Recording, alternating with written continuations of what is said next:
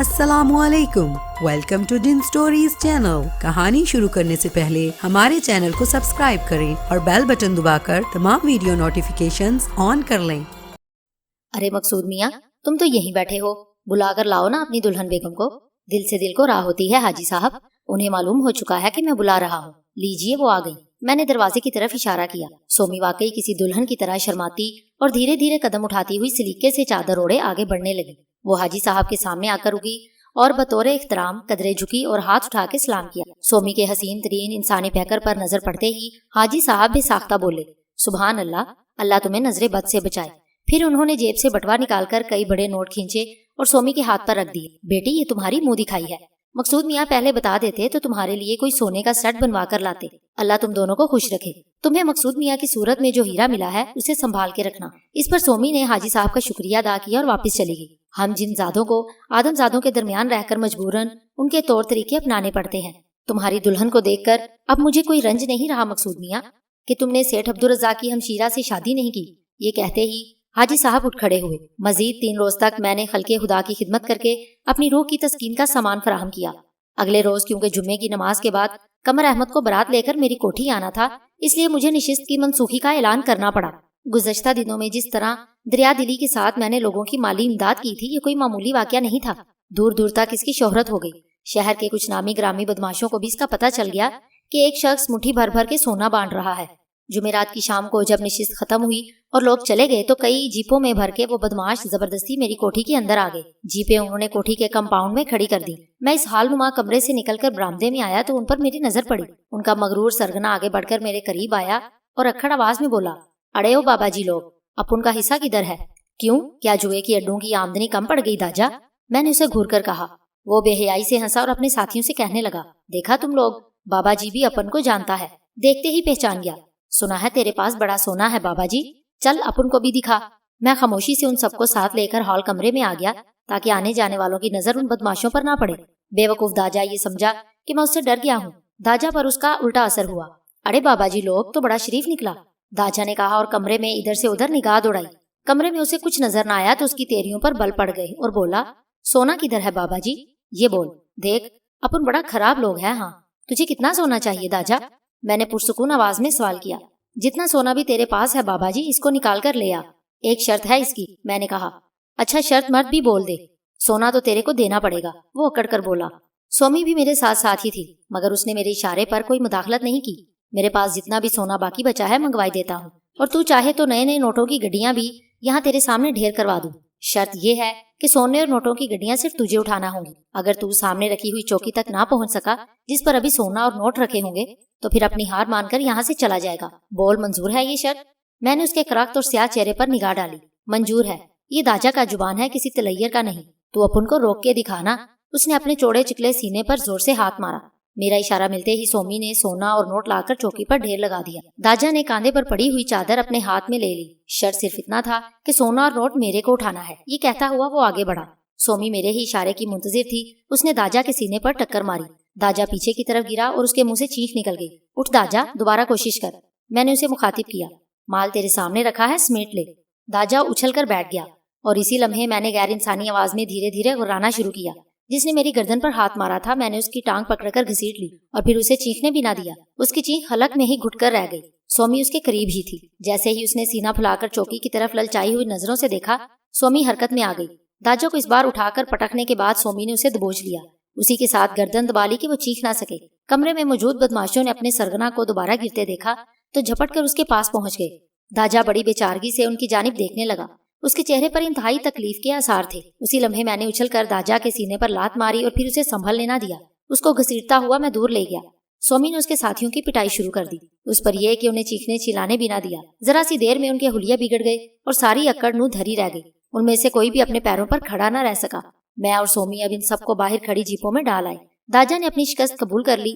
میرے باپ، اب ہم ادھر نہیں آئے گا، داجا نے بڑی مشکل سے اپنی جیپ کا انجن سٹارٹ کرتے ہوئے کہا۔ خاصی مار کھانے کے باوجود داجا کے کچھ ساتھی اس قابل تھے کہ ڈرائیونگ کر سکے۔ تینوں جیپیں آگے پیچھے روانہ ہو گئیں تو سومی نے کوٹھی کا گیٹ بند کر دیا۔ میں اندر پہنچا تو سومی خوابگاہ میں تھی۔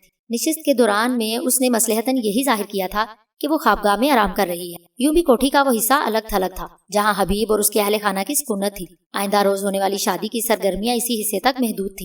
ہاں، ڈھولک بجنے کی دھیمی آواز میری خوابگاہ تک بھی آ رہی تھی۔ سومی اور میں، ہم دونوں ہی خوش تھے کہ ایک مظلوم آدمزادی اپنی زندگی کے ایک خوشگوار دور میں قدم رکھنے والی ہے۔ بلقیس کی چھوٹی بہن نفیس جہاں نے سومی سے وعدہ کروایا تھا کہ شام کو سومی بھی ان کی خوشی میں ضرور شریک ہوگی۔ سومی وہاں چلی گئی اور میں کمرے میں اکیلا رہ گیا۔ مجھے اپنے دوست یاسف کا خیال آیا۔ اس پر میں نے بلقیس جہاں کی وجہ سے یہ پابندی لگا رکھی تھی کہ میری کوٹھی میں نہیں آئے گا۔ کراچی آنے کے بعد سے میں صرف ایک ہی بار ملا تھا۔ اس کا دھیان آنے کی ایک وجہ یہ بھی تھی کہ وہ انسانی قالب میں قمر احمد کا پیر بنا ہوا تھا۔ قمر احمد اسے شادی میں شرکت کی دعوت یقیناً دیتا۔ یاسف نے ابھی تک اپنے عہد کا پاس کیا تھا۔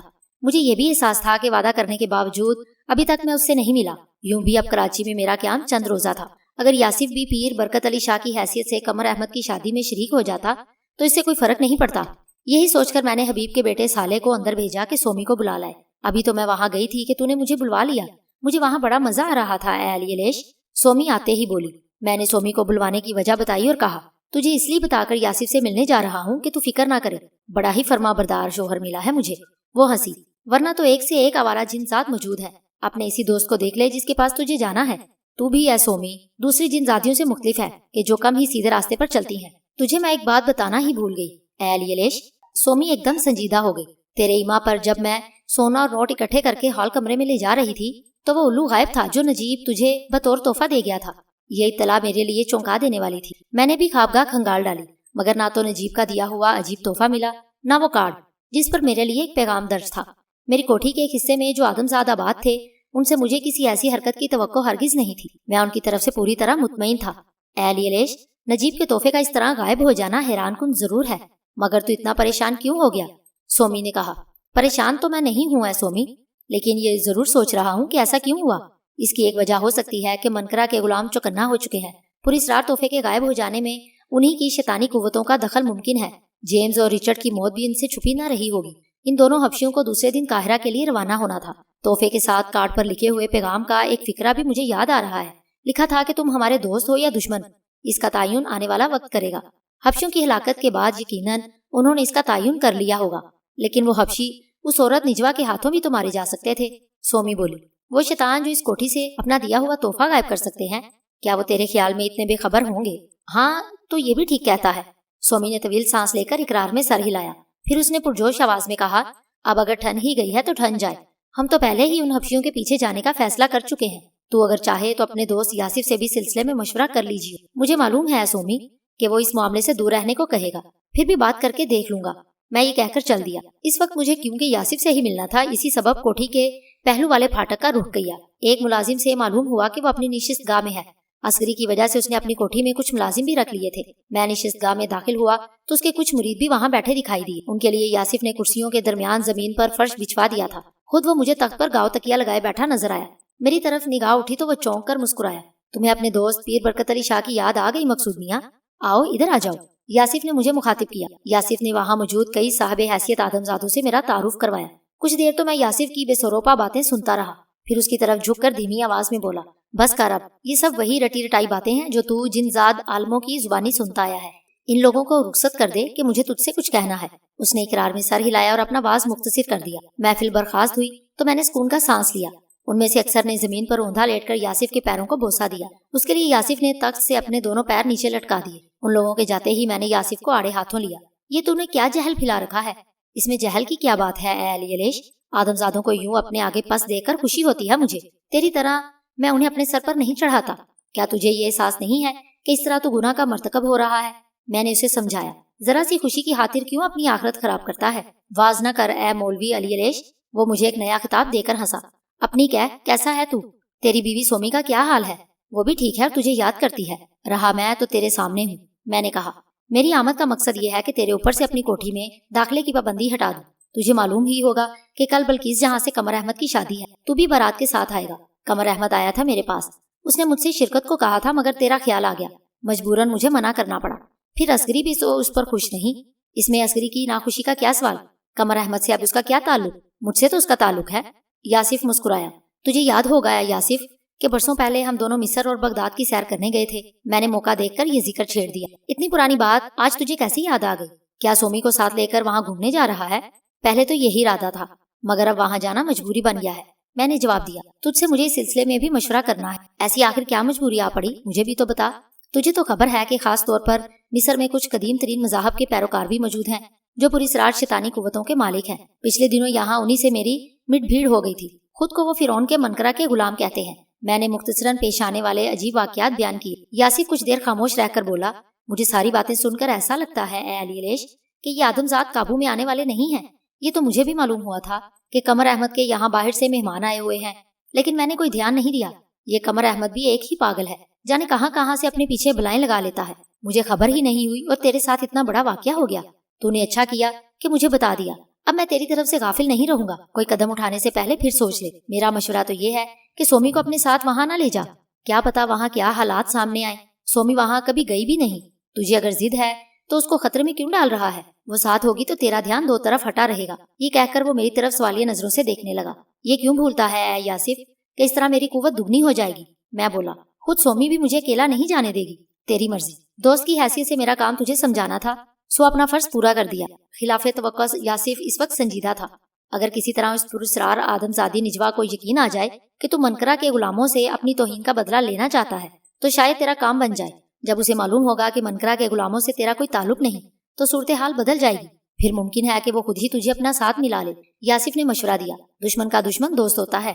ये वो आदमजादी भी जानती होगी। कोशिश करूंगा कि तेरे मशवरे पर अमल कर सकूं। सारी खराबी तेरे साथ ये है अली अलैश कि तू मेरी तरह अय्यार नहीं।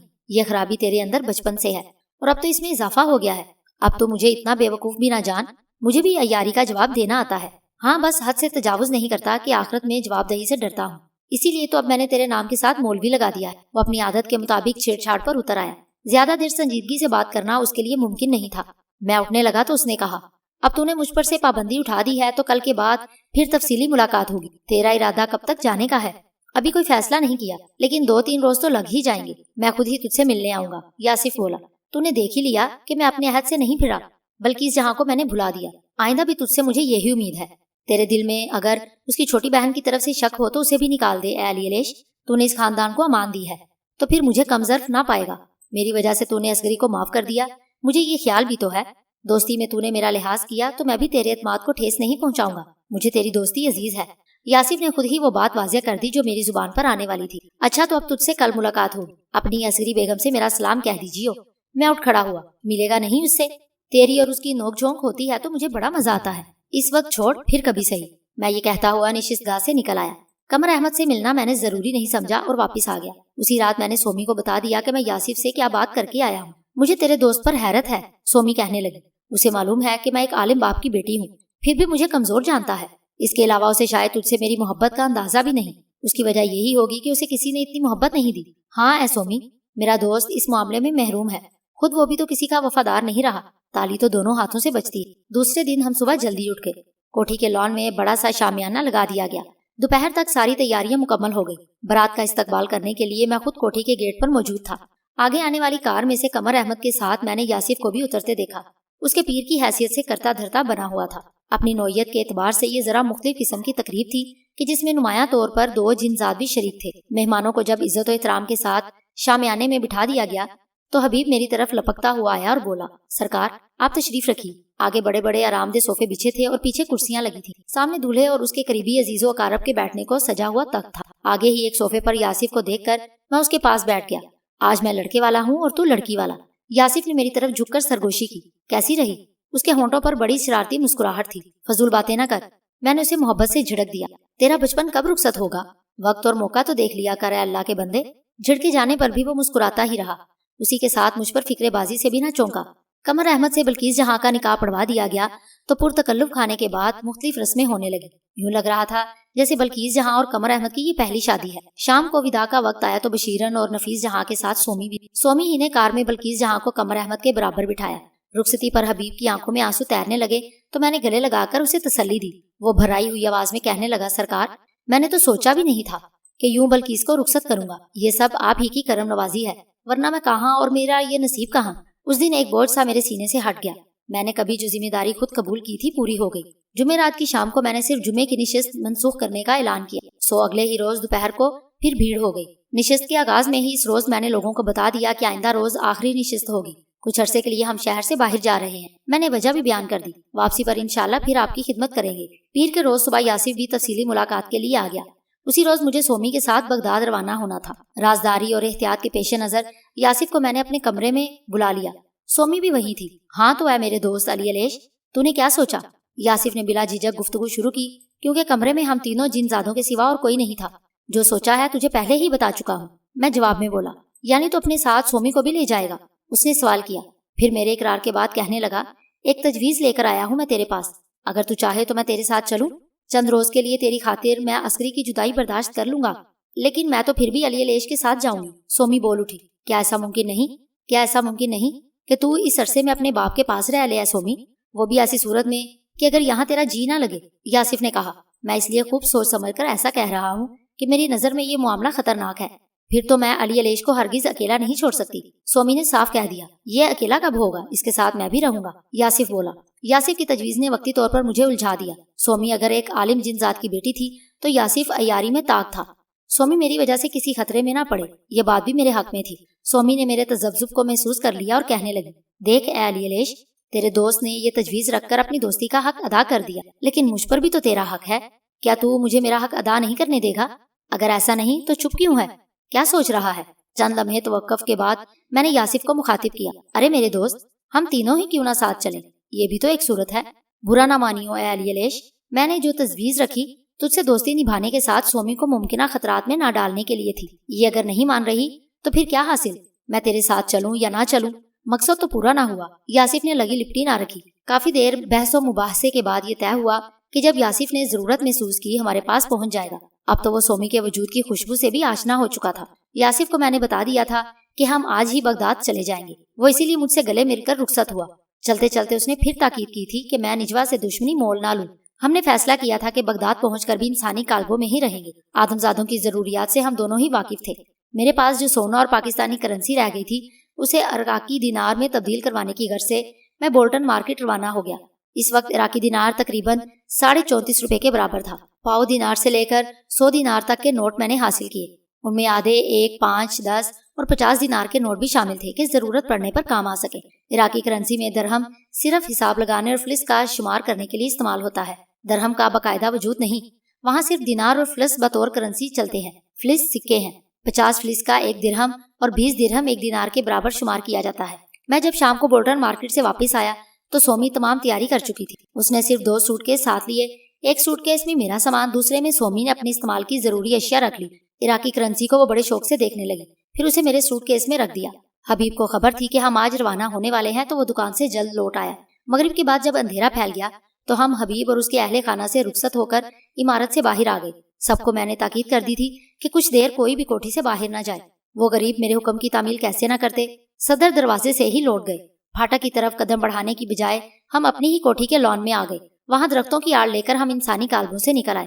سفر کا آغاز کرنے کے لیے ہم پہلے ہی یہ جگہ منتخب کر چکے تھے، یوں کسی اور ویران جگہ کی تلاش کا مسئلہ نہ رہا۔ آدم زادوں کے درمیان خود کو چھپائے رکھنا ہم جن زادوں کی مجبوری ہے۔ آدم زاد عموماً ہم سے ڈرنے کے باوجود اپنے ساتھ ہمارا وجود گوارا نہیں کرتے۔ ہم نے اونچی پرواز کی اور آبادی سے نکل گئے۔ سمت سفر مجھے پہلے سے معلوم تھی، سو کوئی دشواری نہیں ہوئی۔ تمام ضمنی باتیں ہم پہلے ہی کر چکے تھے۔ دریا فرات بغداد شہر کے درمیان بہتا ہے، جس کے دونوں طرف آبادی ہے۔ شہر کے نواح میں ہم دریا کی بائیں جانب ایک قدیم قبرستان کے قریب اترے جہاں اندھیرا تھا۔ آگے بڑھنے سے پہلے ہم نے نئے انسانی کالے بھی اختیار کر لیے۔ اب کوئی ہمیں دیکھتا تو عراقی باشندے ہی سمجھتا۔ کچھ فاصلہ طے کر کے دریا کی بائیں جسیمت میں مجھے ایک آبادی کے آثار نظر آئے۔ یہاں پہلے ویرانہ تھا، شہر کی یہ کوئی نئی آبادی تھی۔ فی الحال بغداد میں قیام کے لیے ہم نے کسی ہوٹل ہی کے بارے میں سوچا۔ یہ مرحلہ بآسانی طے ہو گیا اور ہمیں کسی ہوٹل کی تلاش میں بھٹکنا نہیں پڑا۔ خود کو ہم نے عراق ہی کے ایک شہر سلمانیہ کے باشندے ظاہر کیا۔ ہوٹل میں ضروری اندراج کے وقت میں نے اپنا نام سعد اور سومی کا نام رشیدہ لکھوایا۔ سلمانیہ سے بغداد آمد کا مقصد گویا سیر و سیاحت تھا۔ ہم دونوں میاں بیوی کی حیثیت سے ایک ہی کمرے میں ٹھہرے۔ یہ کمرہ ہمیں ہوٹل کی پہلی منزل پر ملا تھا۔ رات کو کھانا کھانے کے بعد میں نے سومی سے کہا، یہ شہر تو مجھے وہ لگتا ہی نہیں کہ جہاں کبھی میں یاسف کے ساتھ آیا تھا۔ چل پہلے انسانی کالبوں سے نکل کر اس شہر کا ایک چکر لگا آتے ہیں۔ کل صبح بزرگان دین کے مزاروں پر حاضری دیں گے، پھر ہم اس کام کا آغاز کریں گے کہ جس کے لیے یہاں آئے ہیں۔ سومی خوشی خوشی اس پر آمادہ ہو گئی۔ کمرے کو اندر سے بند کر کے ہم ہوٹل سے نکلے اور قدیم تاریخی حیثیت کے حامل دریا فرات کے اوپر پرواز کی۔ سارا شہر گھوم پھر کر اور ضروری معلومات حاصل کرنے کے بعد ہم اپنے ہوٹل میں آ گئے۔ ناشتہ کر کے دوسرے روز صبح ہم نے امام اعظم حضرت ابو حنیفہ کے مزار کا پہلا رخ کیا۔ میں نے راستے میں سومی کو بتایا، امام اعظم ان کا لقب نعمان اسم مبارک اور ابو حنیفہ کنیت ہے، کہ ہم جن کے مزار پر حاضری دینے جا رہے ہیں۔ ہاں مجھے خبر ہے۔ سومی نے بھی میری طرح اردو زبان میں جواب دیا تاکہ کوئی اور ہماری باتیں نہ سمجھ سکے۔ عراق کی سرکاری اور عوامی زبان عربی ہے، اس کے علاوہ انگریزی زبان بھی بولی جاتی ہے۔ وہ اپنی بات جاری رکھتے ہوئے مزید بولی، مجھے میرے باپ نے امام اعظم کے بارے میں ایک دفعہ جو تفصیل بتائی تھی آج بھی یاد ہے۔ میں یہ بھول ہی گیا تھا کہ تو ایک عالم کی بیٹی ہے۔ میں یہ کہتے ہوئے مسکرا دیا، تیری معلومات قطعی درست ہیں۔ اب ہمیں باب الشرق جانا تھا کہ جہاں حضرت شیخ عبد القادر جیلانی کا مقبرہ ہے۔ حضرت شیخ کے مزار مبارک پر فاتح پڑھ کر ہم کچھ آگے بڑھے۔ وہاں امام ابو غزالی کا قبرستان ہے جہاں ان کا مزار بھی ہے۔ ہم وہاں بھی گئے۔ اسی میں ہمیں صبح سے دوپہر ہو گئی اور کچھ دیر ہم آرام کرنے اپنے ہوٹل واپس آ گئے۔ سومی کہنے لگی، میرے وہم و قیاس میں بھی یہ نہیں تھا اے علی علیش کہ مجھے کبھی یہ سعادت حاصل ہوگی۔ جن عظیم ہستیوں کے تذکرے اپنے باپ کی زبانی سنے تھے ان کی آخری آرام گاہیں بھی دیکھ لی۔ یقین کر کہ اس سے مجھے بڑا روحانی سکون حاصل ہوا ہے۔ اور اے سومی، میں نے بھی ایسا ہی محسوس کیا۔ مجھے پورا بھروسہ ہے کہ اللہ ہمیں ہمارے دشمنوں پر غلبہ دے گا، وہ خواہ کتنے ہی قوی کیوں نہ ہو۔ میں نے بھی اپنے احساسات اور جذبات کا اظہار کیا۔ ہماری ابتدا اچھی ہے اے علی علیش، انشاءاللہ انتہا بھی مایوس کن ثابت نہیں ہوگی۔ سومی یہ کہہ کر سوٹ کیس سے وہ ڈائری نکالنے لگی کہ جو حبشیوں کے سامان سے ملی تھی۔ گفتگو سے اس نے اندازہ کر لیا اب میرا کیا ارادہ ہے۔ ڈائری اس نے میرے حوالے کر دی۔ میں نے ڈائری میں درج ایسے پتوں پر خصوصی توجہ دی کہ جن کے ساتھ فون نمبر بھی موجود۔ بیڈ کے قریب رکھے ہوئے فون کا ریسیور اٹھا کر میں نے ہوٹل کے ایکسچینج سے ایک نمبر ملانے کو کہا۔ ذرا ہی دیر میں آپریٹر نے بتایا لائن مل گئی ہے، بات کیجیے۔ آپریٹر کا شکریہ ادا کر کے میں دوسری طرف سے ریسیور اٹھائے جانے کا انتظار کرنے لگا۔ گھنٹی بجتی رہی اور ریسیور فوراً نہیں اٹھایا گیا۔ تنگ آ کر میں سلسلہ منقطع کرنے والا تھا کہ نیند میں ڈوبی ہوئی سی ایک نسوانی آواز سنائی دی۔ پوچھا گیا کس سے بات کرنی ہے؟ وہ آواز مجھے کچھ آشنا سی لگی۔ یہ منصور صاحب کا ہی فون نمبر ہے؟ میں نے نمبر دہرایا۔ جی ہاں، آپ کون بول رہے ہیں؟ اس مرتبہ وہ آواز قدرے واضح تھی۔ بولنے والے کی آواز پہچانتے ہی میرے انسانی پیکر میں سنسنی سی دوڑ گئی۔ مجھے اتنی جلد کامیابی کی ہرگز امید نہیں تھی۔ میں نے فوراً مزید ایک لفظ کہے بغیر لائن کاٹ دی۔ وہ نجوا کی آواز تھی، اس پراسرار عورت کی آواز جو 2 مرتبہ میں سن چکا تھا۔ حبشیوں میں سے کسی نے اس ڈائری کے ایک صفحے پر ایسے شخص کا نام، پتہ اور فون نمبر لکھا تھا کہ جہاں نجوا کے ملنے کا امکان تھا۔ وقت ضائع کیے بغیر سومی کو میں نے حقیقت سے آگاہ کیا اور بولا، تو بھی چاہے تو ساتھ چل۔ کیوں نہیں؟ میں اکیلی یہاں کیا کروں گی؟ یوں بھی وہ عورت خطرناک ہے۔ سومی نے کہا، مجھے تیرے ساتھ ہونا چاہیے۔ انسانی کالبوں سے نکل کر جلد ہی میں اور سومی مطلوبہ مقام کی طرف روانہ ہو گئے۔ اس موقع پر مجھے یاسف کی تاکید یاد آئی۔ یاسف نے کہا تھا کہ میں نجوا سے دشمنی مول نہ لوں۔ اسی کے ساتھ مجھے یہ خیال بھی آیا کہ پہلے نجیب اور پھر نجوا کے معاملے میں اپنی جناتی صفات کو بروئے کار لا کر کوئی خاطر خواہ کامیابی نہیں ہوئی۔ اس طرح وہ دونوں ہی چوکنا ہو گئے تھے۔ سو میں نے درمیانی راستہ اختیار کیا۔ بلڈنگ میں داخل ہوتے ہی میں نے انسانی قالب اپنا لیا، لیکن سومی میرے ایما پر نادیدہ ہی رہی۔ راستے میں اسے میں اپنے ارادے سے باخبر کر چکا تھا۔ دوسری منزل پر پہنچ کر میں نے منصور کے گھر کی اطلاعی گھنٹی بجائی۔ دروازہ فوراً ہی کھل گیا۔ اس کے جسم پر موجود لباس پر ایک نظر ڈالتے ہی مجھے اندازہ ہو گیا کہ وہ ابھی کہیں سے آیا ہے اور لباس تبدیل نہیں کر سکا۔ اس سے پہلے کہ وہ شخص کوئی سوال کرتا میں خود ہی بول اٹھا، میرا نام سعد ہے اور مجھے منصور صاحب سے ملنا ہے۔ میرا ذریعہ اظہار عربی ہی تھا۔ مجھے کو منصور کہتے ہیں، اس شخص نے جواب دیا، لیکن آپ کو پہلے میں نے کبھی نہیں دیکھا۔ جی ہاں، میں پہلی بار سلیمانیہ سے آپ کے شہر آیا ہوں۔ مجھے دراصل نجوا صاحبہ سے ملاقات کرنی تھی جو آپ کے ہاں ٹھہری ہوئی ہے۔ اس پر میں نے توقع کے مطابق منصور کو چونکتے دیکھا، لیکن دوسرے ہی لمحے اس کے چہرے کا تاثر بدل گیا۔ وہ خوش اخلاقی سے مسکرا کر بولا، تشریف لائیے۔ منصور کے کہنے پر میں نے اندر قدم رکھا۔ اس نے دروازہ اندر سے بند کیا اور مجھے ساتھ لیے نشست گاہ میں آ گیا۔ مجھے ایک صوفے پر بیٹھنے کا اشارہ کر کے منصور تیزی سے پیچھے ہٹا۔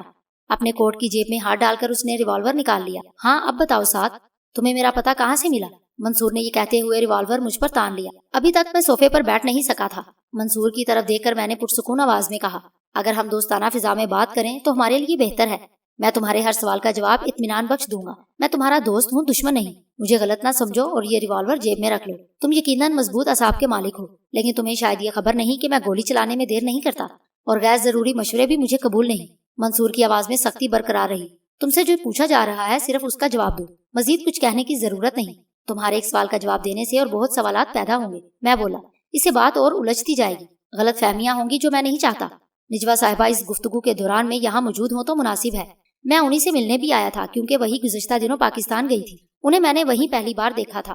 پاکستان سے تمہارا کیا تعلق؟ تم تو عراقی ہو اور اپنے بارے میں بتا چکے ہو کہ سلیمانیہ سے آئے ہو۔ منصور کے چہرے پر حیرت نظر آئی۔ میں وہاں سیر و سیاحت کی غرض سے گیا تھا، بلا جھجک میں نے کہہ دیا۔ اسی لمحے نشست گاہ کے دروازے پر پڑا ہوا پردہ ہٹا اور نجوا نظر آئی۔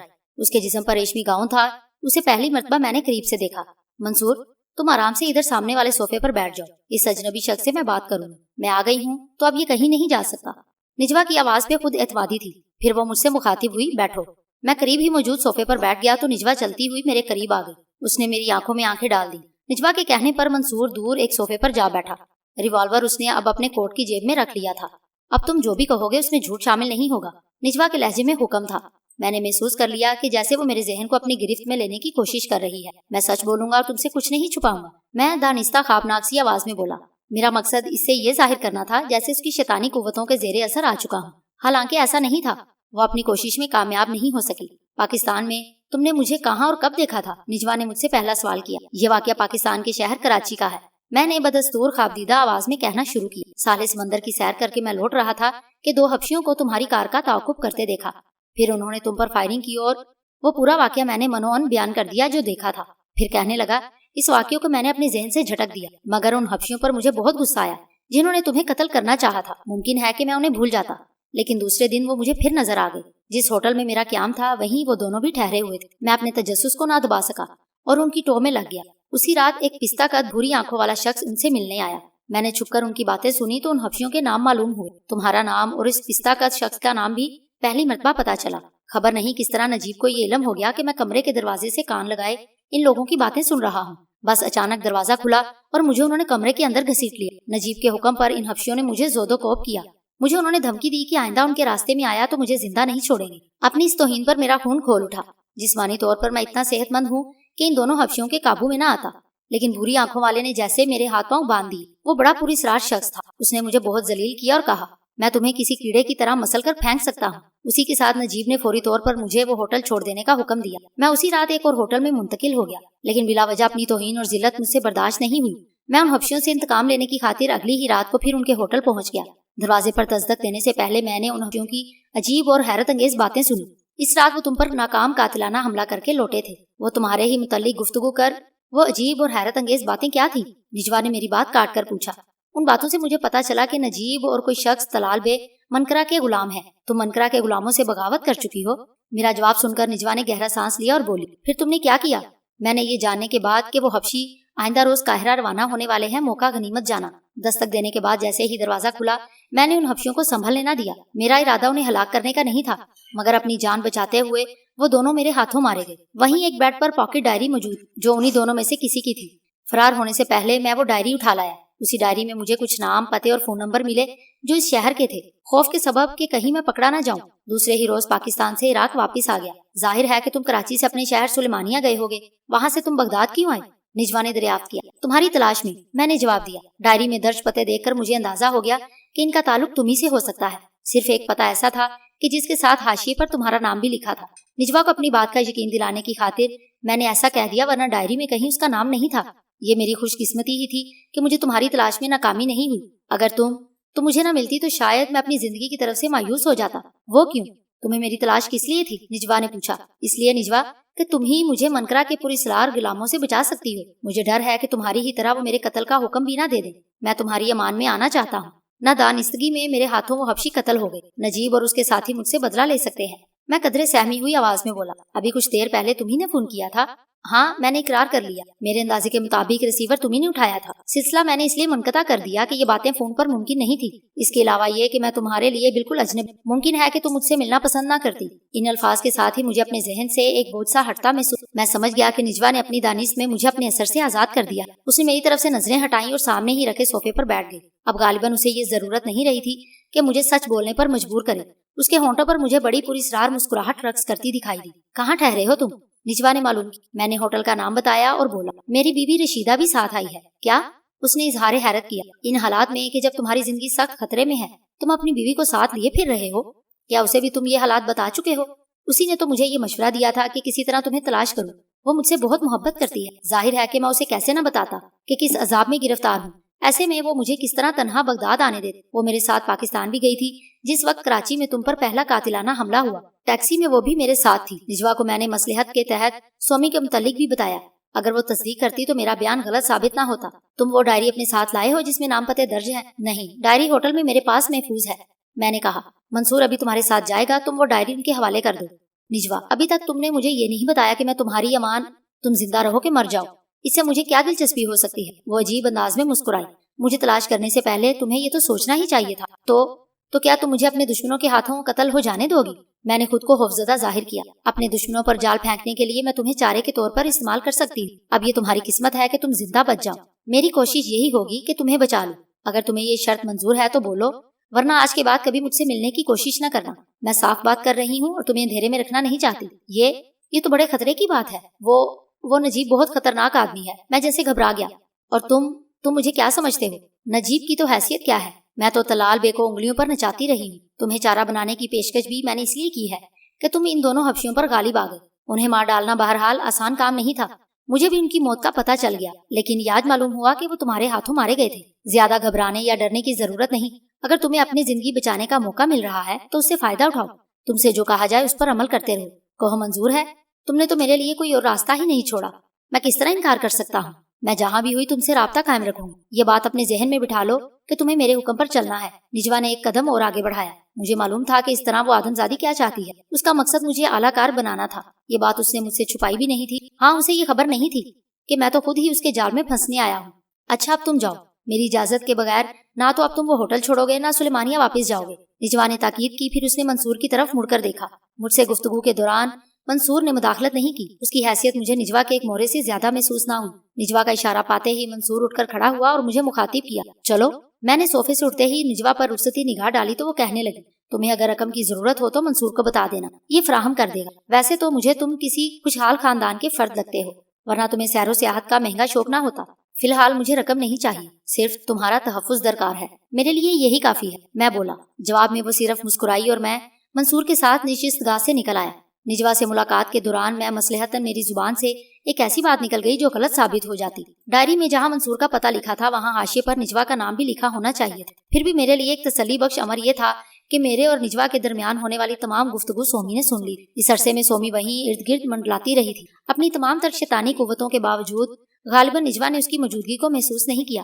ممکن ہے اس کی وجہ یہ ہو کہ نجوا کو مجھ پر کسی طرح کا شبہ نہیں ہوا، پھر یہ کہ اس کی پوری توجہ میری طرف تھی۔ میرے لیے اس طرح آئندہ بھی کسی ایسی صورتحال سے فائدہ اٹھانا ممکن تھا۔ سومی سے مجھے امید تو یہی تھی کہ اس نے سمجھ لیا ہوگا کہ اسے کیا کرنا ہے۔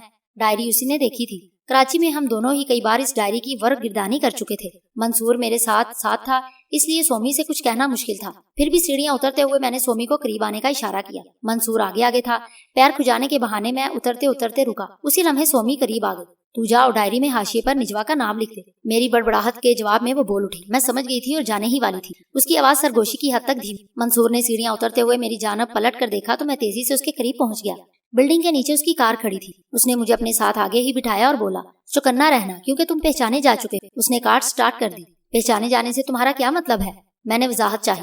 اتنی سی بات نہیں سمجھے؟ اگر وہ دونوں حبشی اب اس دنیا میں نہیں کہ جنہوں نے تمہیں پاکستان میں دیکھا تھا تو نجیب تمہاری صورت کیسے بھول سکتا ہے؟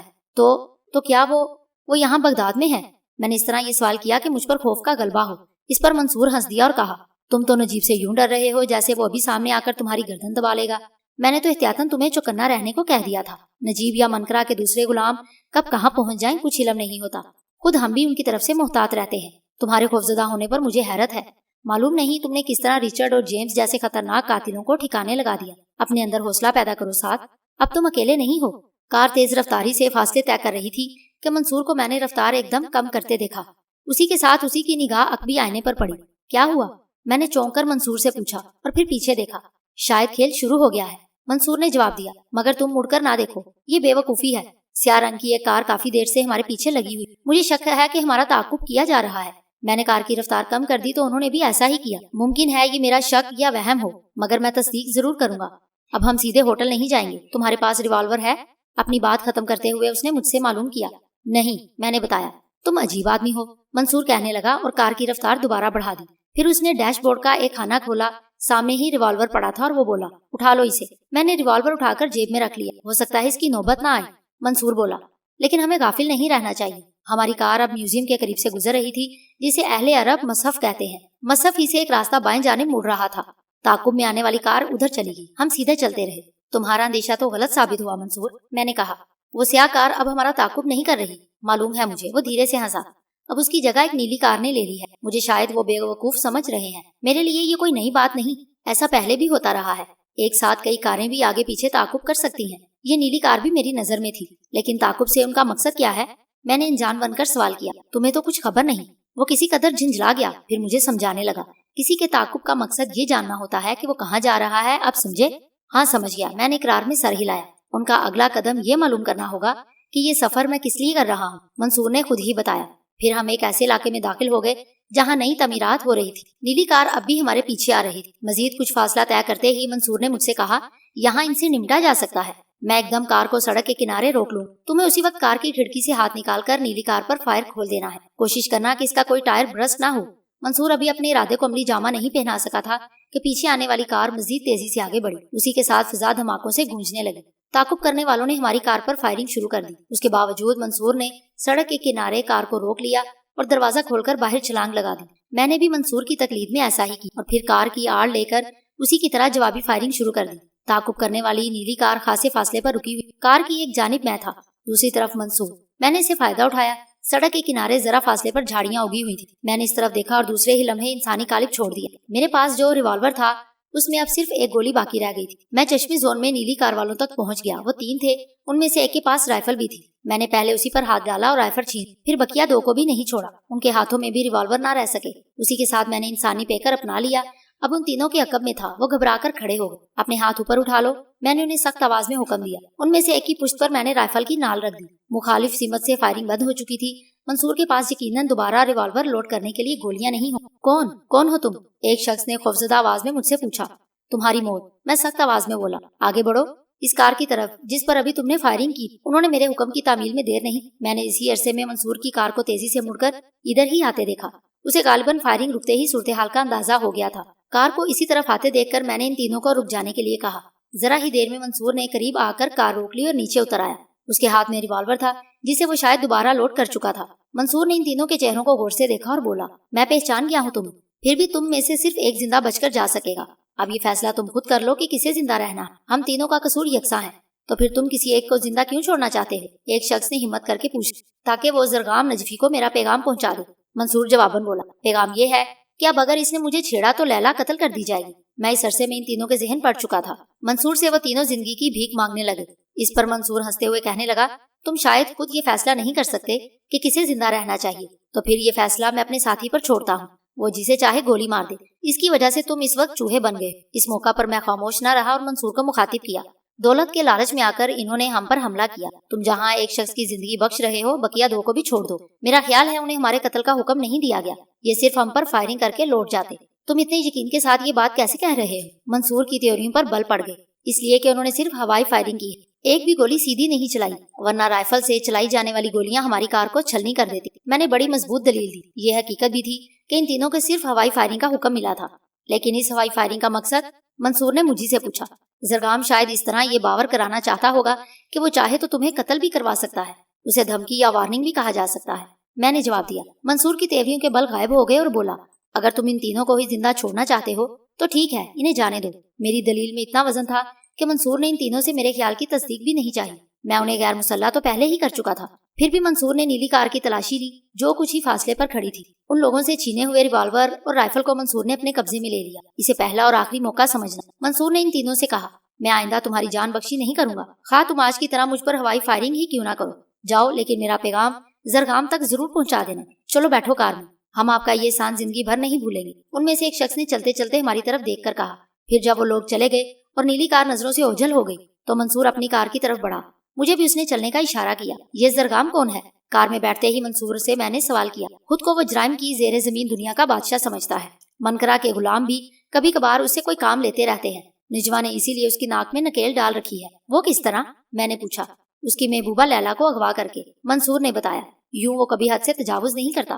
تم ساتھ رہو گے تو رفتہ رفتہ خود ہی تمہیں بہت سی باتوں کا علم ہوتا رہے گا۔ ہاں، تم یہ تو بتاؤ کہ اچانک کہاں اور کیسے غائب ہو گئے تھے؟ تم نے واقعی کمال کر دیا۔ ان حملہ آوروں تک تم کس طرح پہنچ گئے اور پھر کیسے انہیں غیر مسلح کر دیا؟ تمہارا یہ معمولی کارنامہ نہیں۔ مجھے پہلے سے اندازہ تھا کہ منصور مجھ سے اس زمن میں ضرور معلوم کرے گا، سو بولا۔ ریوالور میرے پاس بھی تھا، اور جب تم نے کار دروازہ کھول کر باہر چھلانگ لگا دی تو تمہارے ہاتھ میں صرف ریوالور تھا۔ 2 ریوالوروں میں کتنی گولیاں ہوئی یہ تم بھی جانتے ہو، اور میں بھی۔ ہم دونوں کب تک جوابی فائرنگ کر سکتے تھے؟ ہماری فائرنگ کا مقصد یہ محض تھا کہ وہ ہمیں صرف غیر مسلح سمجھ کر قریب نہ آئیں، ورنہ تو وہ رینج سے باہر تھے۔ ان حالات میں ہماری زندگی خطرے میں تھی۔ اس وقت تک یہ اندازہ نہیں تھا کہ حملہ آوروں کا اصل مقصد کیا ہے۔ میرے ریوالور میں جب آخری گولی رہ گئی تو میں نے سڑک کے کنارے نشیب میں جھاڑیاں دیکھی اور تیزی سے ادھر سینے کے بل رینگ گیا۔ انہی جھاڑیوں کی آڑ لیتا ہوا میں حملہ آوروں کے عقب میں پہنچ گیا۔ پھر دبے قدموں رائفل والے کے پیچھے جا کر میں نے اس کی گردن کو اپنی کلائی کی گرفت میں لے لیا۔ ایسا کرتے وقت میں نے انتہائی تیزی دکھائی کیونکہ میری ذرا سی غفلت مجھے موت سے ہمکنار کر دیتی۔ عقب سے یہ وار رائفل والے کے لیے غیر متوقع ہی رہا ہوگا، یوں مجھے اس سے رائفل چھین لینے میں دشواری نہیں ہوئی۔ رائفل میرے ہاتھ میں آ گئی تو ایک شخص کی پشت پر نال رکھ کر میں نے اسی کی آڑ لے لی۔ یہ وہی شخص تھا کہ جس سے میں نے رائفل چھینی تھی۔ اس کے بعد بقیہ 2 افراد کو میں نے دھمکی دی کہ وہ ہتھیار پھینک دیں ورنہ ان کے ساتھی کو پھونک دوں گا۔ یہ پوری رودات میں نے منصور سے اس طرح بیان کی کہ اسے میری کسی پوری اسرار قوت کا اندازہ نہ ہو۔ جو کچھ میں نے جس انداز میں بتایا کسی بھی ذہین اور دلیر آدمزاد کے لیے ناممکن نہیں تھا۔ منصور کے چہرے سے مروبیت کا اظہار ہونے لگا۔